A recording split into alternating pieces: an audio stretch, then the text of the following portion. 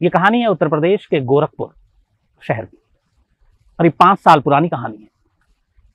बात 21 जनवरी 2016 21 जनवरी 2016 की है। गोरखपुर में एक डॉक्टर साहब उस शहर के, अच्छे खासे उनका नाम doctor Om Prakash, eye specialist थे, आंखों के डॉक्टर थे। वो अपने 4 साल के बेटे, अपनी पत्नी अर्चना यादव, माँ उनके साथ रहते थे और साथ में उनके 2 भाई और उनकी पत्नियां भी रहती थी, एक ही बिल्डिंग में अलग अलग फ्लोर पे। उस घर में कुछ मरम्मत का काम चल रहा था।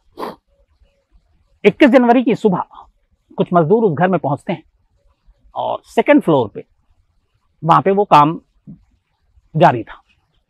तो मजदूर सीधे, चूंकि कई दिनों से उस घर में आ रहे थे, तो सुबह आते थे वो करीब 9-8 बजे और शाम को चले जाते थे।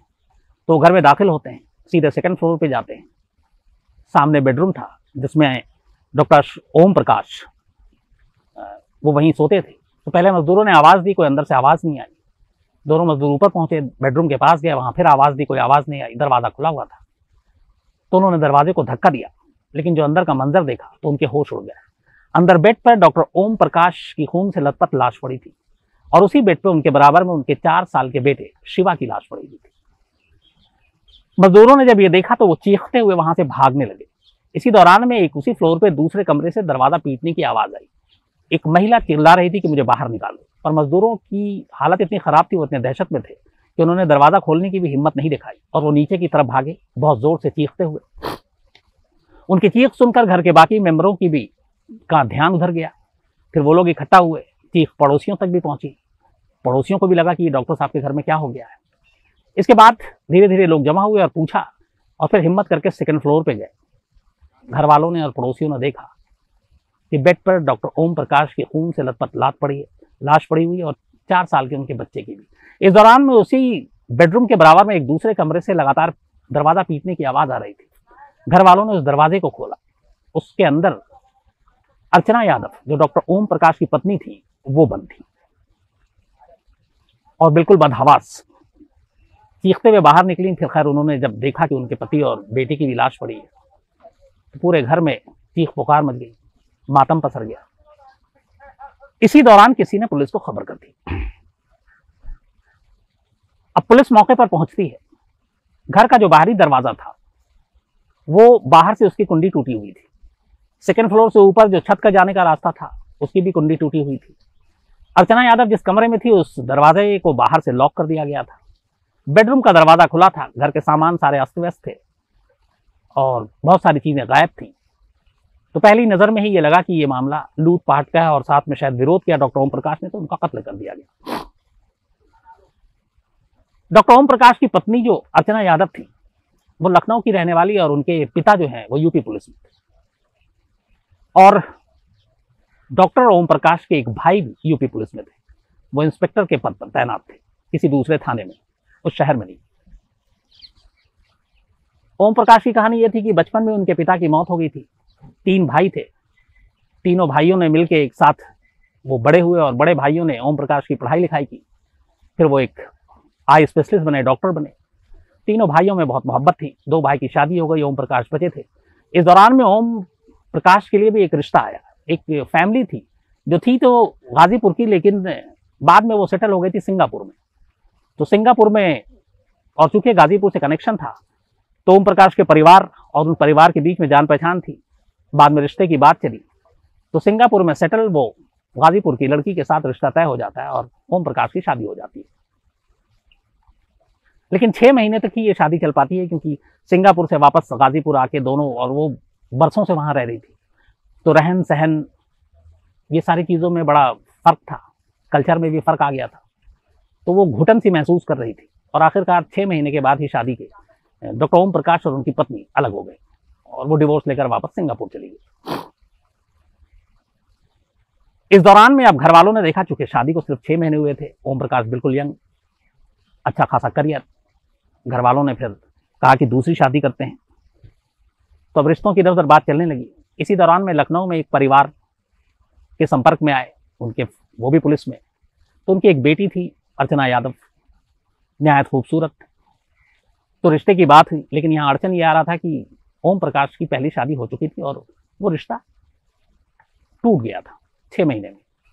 और अर्चना यादव की कोई शादी नहीं हुई थी। तो एक शादीशुदा जो डिवोर्सी है उसके साथ शादी करने में बहुत सारे लोग हिचकते हैं, और यहाँ ऐसी कोई मजबूरी भी नहीं थी, न उम्र की, न पैसों की, न बाकी चीज़ों की। लेकिन ओम प्रकाश एक शरीफ आदमी, अच्छा खासा नाम, पेशे से डॉक्टर, और फिर उन्हें कहानी पता चली अर्चना यादव के कि इस तरीके की चीज़ें थी, संस्कार, कल्चर, बहुत सारे अलग अलग फ़र्क थे, और 6 महीने ही शादी टिक पाई थी।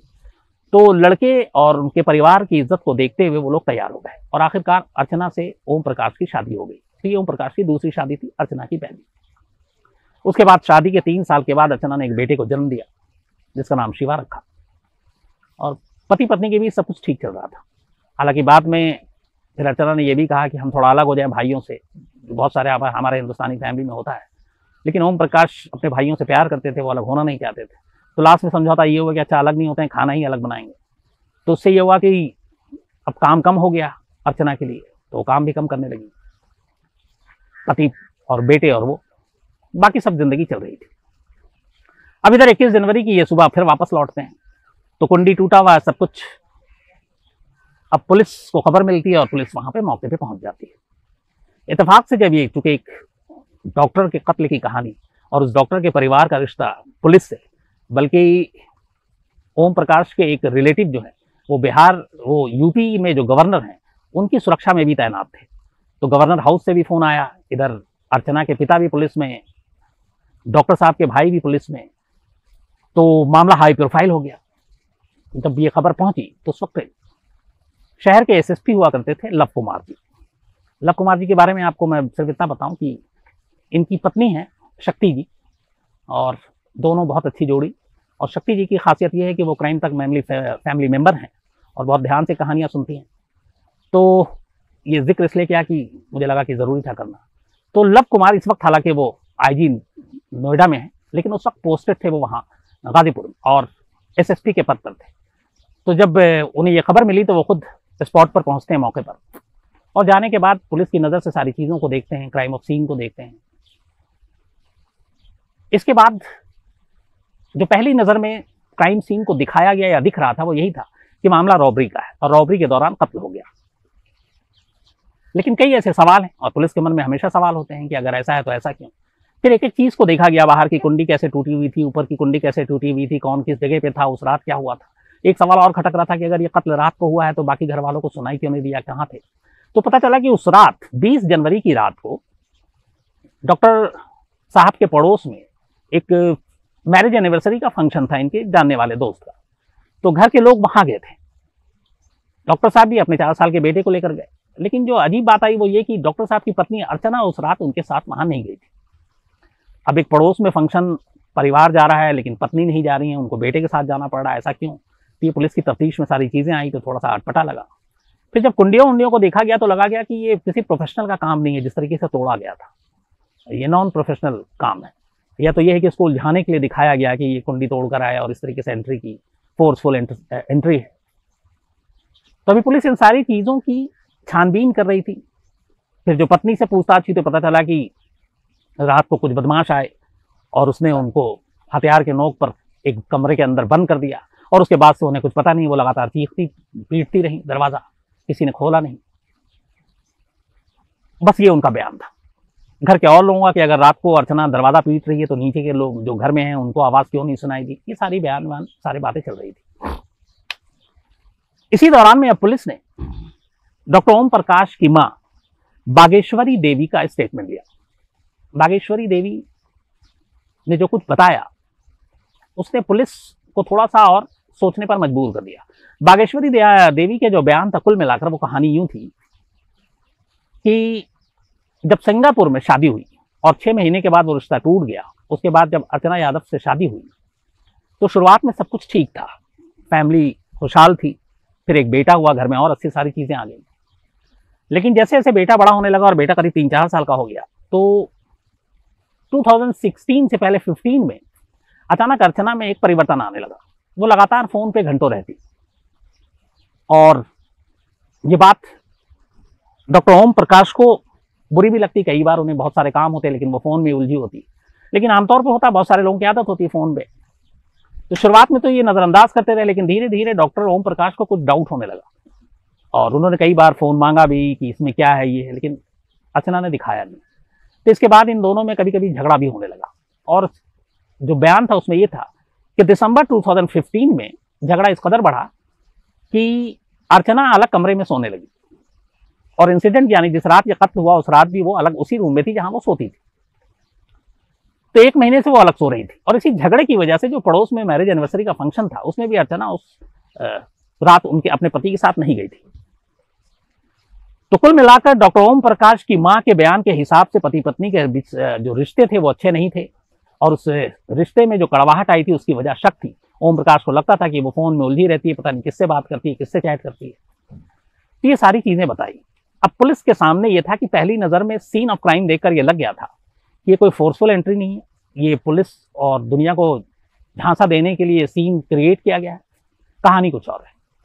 अब बागेश्वरी देवी का बयान सामने था, रडार पे अब सीधे अर्चना यादव आ गई, लेकिन अर्चना यादव अब भी एक मन में सवाल था पुलिस के कि चलो अपने पति के साथ अनबन थी, पति का कत्ल कर दे, 4 साल के अपने बेटे को जिसने उसने कोख से पैदा किया उसे कैसे मार सकती है। यहाँ पर पुलिस को फिर लगा कि शायद वो गलत दिशा में जांच कर रही है, लेकिन फिर भी मां के बयान के बाद पुलिस ने अब अर्चना के मोबाइल को खंगालने का फैसला किया। उसके CDR यानी कॉल डिटेल रिकॉर्ड निकाले, बहुत सारे नंबर थे। एक नंबर पे पुलिस जाकर अटक गई। उस नंबर पे लगातार हर दिन बिला नागा लंबी लंबी बातें हुआ करती थी। इसके बाद पुलिस ने फिर उसके सोशल मीडिया के अकाउंट्स को खंगालने शुरू किए, तो उसमें फेसबुक पे एक और मिला और फेसबुक पे जो शख्स था उसके बारे में सारी चीजें मिली। फिर उनके चैट सामने आए, फिर व्हाट्सएप चैट सामने आए। अब पुलिस को डाउट हुआ, जो शख्स था रडार पे जो अर्चना यादव के मोबाइल में कैद था, जिससे वो सबसे ज्यादा बात करती थी, जिससे ज्यादा चैट करती थी, उसका नाम अजय यादव था। अजय यादव एक स्कूल में, प्राइमरी स्कूल में टीचर था। अब यहाँ घर में मातम का माहौल और ये सब कुछ 21 जनवरी की ही बात है। अर्चना अलग रो रही है, पूरा घर परिवार रो रहा है, चीख रहा है। अब ऐसे में ये सारी चीजें भी हो रही हैं, पुलिस को कॉल डिटेल भी मिल गया और ये सब 24 घंटे के अंदर चीजें हो रही हैं कत्ल के। अब लेकिन है कि ऐसे माहौल में अर्चना से पूछताछ कैसे हो। 1% को अगर पुलिस की थ्योरी गलत निकल गई तो फिर उल्टा पड़ जाएगा। दूसरा ये कि ये फैमिली में भी पुलिस के बहुत सारे लोग हैं, काम करते हैं, वो भी देखना है। तो केस को बहुत ईमानदारी से भी हैंडल करना और इसे ईमानदारी से सॉल्व करना और जल्दी करना है। तो पुलिस ने फिर कहा कि अर्चना को नहीं, इस वक्त पूछताछ करते हैं कुछ। अजय यादव जो शख्स रडार पे था, जिसके साथ फेसबुक पे, जिसके साथ चैटिंग, जिसके साथ कॉल सबसे ज्यादा, पुलिस ने उसको जीरो इन किया और इत्तेफाक से उसी दिन पुलिस ने अपनी टीम भेजी और पुलिस को यह डाउट था कि अजय यादव कत्ले वाली रात यहां था। रेलवे स्टेशन पे उसी शहर के आखिरकार पुलिस की टीम को अजय यादव मिल गया। वो वहां से ट्रेन पकड़कर भाग रहा था। पकड़ने के बाद पुलिस उसे लेकर आती है, उसके बाद उससे पूछताछ करती है। थोड़ी देर के बाद अजय यादव खुल जाता है और फिर वो सारी कहानी बक देता है। अब पुलिस के पास अजय यादव के तौर पर एक चश्मदीद और एक गवाह सब कुछ था, कहानी भी थी। तब पुलिस फैसला करती है कि अब वो अर्चना यादव को पकड़ेगी। इसके बाद अर्चना यादव को बुलाया जाता है। पहले वो नानुकुर करती है, लेकिन फिर अजय जैसी सामने आता है, पुलिस बताती है कि इसने सब कुछ कबूल कर लिया है। अर्चना भी टूट जाती है। इसके बाद पूरी कहानी उगलती है। शादी के बाद शुरुआत के 3 साल ठीक थे, पति पत्नी में, डॉक्टर अशोक में और अर्चना में प्यार भी था, ओम प्रकाश में। इनका बेटा भी हुआ, दोनों बहुत प्यार करते थे। लेकिन 2014-15 के आसपास अर्चना, जब आपको शुरू में बताया था कि घर में ये हुआ कि अब खाना अलग अलग बनेगा, तो 2 भाई और उनकी फैमिली का अलग, ओम प्रकाश भी बीवी के दबाव में आकर उसने कहा ठीक है तुम अलग ही बना लो, कम से कम अलग घर में रहने से बेहतर है। तो अर्चना के पास बहुत खाली टाइम रहने लगा, क्योंकि 2 लोगों के लिए खाना बनाना और घर का काम इतना ज्यादा है नहीं, वो सब 2-4 घंटे में निपट जाए, बाकी वो क्या करे। तो अचानक उसने फिर सोशल मीडिया का रुख किया, फेसबुक और बाकी जगहों पे। और इसी दौरान में एक रिक्वेस्ट आई अजय यादव, उसके जरिए उससे फेसबुक पे दोस्ती हो गई। दोस्ती धीरे धीरे प्यार में बदलने लगा। अब दोनों को मिलने का मन करने लगा। अर्चना यादव का मायके लखनऊ था, तो एक बार वो लखनऊ जा रही थी। उसने अजय से कहा कि तुम लखनऊ आओ। इत्तेफाक से जब वो लखनऊ आया अजय मिलने के लिए, घर पे अपने ही, उस दिन उसमें घर पे कोई नहीं था। दोनों उस दिन पहली बार तन्हाई में मिले, फिर दोनों के रिश्ते कायम हुए। उसके बाद यह सिलसिला चल पड़ा। जब भी अर्चना लखनऊ जाती है वो उसे बुला लेती, दोनों अकेले में मिलते। यहाँ तक कि गोरखपुर में भी जब भी डॉक्टर साहब नहीं होते और कोई नहीं होता तो वो अपने दूर का रिश्तेदार और ये बताकर अजय को घर बुला लेती और उसके साथ मिलती। फिर बीच में इन दोनों का मिलना जुलना इतना कुछ हुआ कि अर्चना ने एक दिन अजय से ये कहा कि मैं अपने पति से ऊब चुकी हूँ और उससे छुटकारा चाहती हूँ। और जीते जी ये मुमकिन नहीं है तो उसे रास्ते से हटाना पड़ेगा। तो डील ये हुआ कि पति को रास्ते से हटाएंगे, उसके बाद अजय और अर्चना एक साथ हो जाएंगे हमेशा के लिए। इसी के बाद प्लानिंग हुई। 20 तारीख को, 20 जनवरी 2016 को पड़ोस में एक मैरिज एनिवर्सरी का फंक्शन था, पार्टी थी। उसी दिन के लिए प्लान बनाया। अर्चना ने कहा कि सारे घर के लोग जाएंगे, मैं अकेली होंगी, तुम आ जाना। उसके बाद उसने बहाना किया कि मैं नहीं जाऊंगी, तबीयत ठीक नहीं है, सब घर वाले चले गए। अजय घर में आ जाता है, दोनों घर के अंदर मिलते हैं, घंटों साथ में रहते हैं तन्हाई में। इसके बाद रात करीब 10 बजे डॉक्टर ओम प्रकाश अपने बेटे के साथ वापस लौटते हैं। अर्चना अजय को अपने ही रूम में छुपा देती है, घर में किसी को पता ही नहीं है कि एक बाहरी शख्स यहाँ आया हुआ। इसके बाद रात 12 बजे वो खुद जाती है बाहर, चेक करती है, देखती है कि उसका पति और बेटा दोनों सो रहे हैं। उसके बाद वो अजय को बताती है। अजय कमरे से बाहर आता है, अर्चना उसके साथ होती है। दोनों अपने पति के, अर्चना जो है अपने कमरे में जाती है। साथ में एक हथौड़ा लेकर आया गया था। अजय हथौड़े से सो रहे, पीठ के बल बल्कि पेट के बल सो रहे थे उस वक्त डॉक्टर ओम प्रकाश। वो सर के पिछले हिस्से में वार करता है, कई बार वार करता है और लगभग 2-3 वार में ही डॉक्टर ओम प्रकाश की मौत हो जाती है। इस दौरान में, इस हमले के दौरान और गुत्थम गुत्थी के दौरान बराबर में सो रहा 4 साल का अर्चना का बेटा शिवा जाग जाता है। अर्चना अजय से कहती है कि अब ये जाग गया, इसने देख लिया और ये सबको बता देगा। प्लानिंग में शिवा के कत्ल का हिस्सा नहीं था, उसे नहीं मारा जाना था, सिर्फ पति को मारना था। लेकिन चूंकि शिवा जाग गया और उसने देख लिया उस कमरे में कौन है, और 4 साल का शिवा भी बयान दे सकता था, तो अर्चना घबरा गई। उसने अजय से कहा कि इसने सब कुछ देख लिया, ये हमारे लिए खतरा है, तुम इसको ही मार दो। अजय पेशे से एक स्कूल टीचर, उसने देखा उस 4 साल के शिवा की तरफ। उसके बाद उसने अर्चना से कहा कि मैं ये काम नहीं कर सकता, मैं इस बच्चे को नहीं मार सकता। लेकिन इश्क का ऐसा अंधा भूत सवार था अर्चना पर कि उसने उसको, जब अजय ने मना किया तो उसने कहा तुमसे नहीं होगा, मैं खुद करूंगी। और अपने ही हाथों से 4 साल के अपने उस बेटे को, जिसने उसको अपनी ही कोख से पैदा किया था, गला घोंट कर मार डाला। बेटे को खुद से मारा। और ये आज कहानी सुनाने से पहले मैंने कुछ चीजें कंफर्म करने के लिए लव कुमार जी को फोन किया था, क्योंकि वो एसएसपी थे। तो उन्होंने इस बार, क्योंकि मुझे भी अजीब लग रहा था कि ऐसा कैसे हो सकता है, एक मां कर सकती है, बट उन्होंने कहा कि इस केस में जो सबसे अजीब चीज उन्हें लगी थी वो यही थी कि कातिल जो अजय था, जिसको बुलाया था, उसने उसके बेटे को नहीं मारा। उसने बल्कि मना कर दिया कि मैं नहीं मार सकता, मेरी हिम्मत नहीं है छोटे बच्चे का कत्ल करने की, क्योंकि वो कोई पेशेवर हत्यारा भी नहीं था। लेकिन यहाँ माँ कहती है कि तुमसे नहीं होगा तो कोई बात नहीं, मैं करती हूँ, और उसने अपने हाथों से उसका गला घोट दिया। ये सबसे अफसोसनाक चीज थी उसको। तो खैर, ये सारी चीजें हो गई। उसके बाद अजय को निकाल दिया गया कि तुम जाओ और यहाँ पे हम लोग यही दिखाएंगे। लूटपाट का मामला था, घर से कई चीजें और मोबाइल और बाकी चीजें भी, ये सब पैसे कुछ लेकर चले गए थे। लेकिन कॉल डिटेल ने, सोशल मीडिया की, फेसबुक के उसमें सारे जो उसके डिटेल थे उसने, और डॉक्टर ओम प्रकाश की मां के बयान ने इस केस को 24 घंटे के अंदर सुलझा दिया। मामला इतना हाई प्रोफाइल था और शहर में इतना बड़ा ये मामला हो गया था कि उस रात आनंद फानंद में 11 बजे, उसी दिन रात को 21 जनवरी को 2016, लव कुमार जो एसएसपी थे, उन्होंने बाकायदा प्रेस कॉन्फ्रेंस बुलाई और इस केस को सॉल्व करने का ऐलान किया। इसके बाद उन दोनों को जेल भेज दिया गया। मुकदमा चला, करीब 4 साल तक ये केस चला लोअर कोर्ट में। उसके बाद लोअर कोर्ट ने अर्चना यादव और अजय यादव, इन दोनों को ही उम्र कैद की सजा सुना दी। हालांकि जो सरकारी वकील थे उन्होंने कत्ल, फांसी की मांग की थी, लेकिन अदालत ने इन दोनों को उम्र कैद की सजा सुनाई है। अब उन्होंने इस मामले को हाईकोर्ट में चैलेंज किया है, अभी उसका फैसला आया नहीं है। फिलहाल दोनों उम्र कैद की सजा जेल में काट रहे हैं। तो ये थी कहानी, बहुत ही अफसोसनाक कहानी, क्योंकि इश्क प्यार में पड़कर कोई इस तरीके से अपने ही हाथों से अपने लाल की जान ले ले, तो मुझे फिर यहाँ पे ये सवाल उठता है कि ये कौन सा इश्क है। इश्क के लिए लोग जान देते हैं, जान लेते नहीं है। लेकिन यहाँ अजीब है, एक माँ अपने बच्चे की जान ले रही है अपने हाथों से।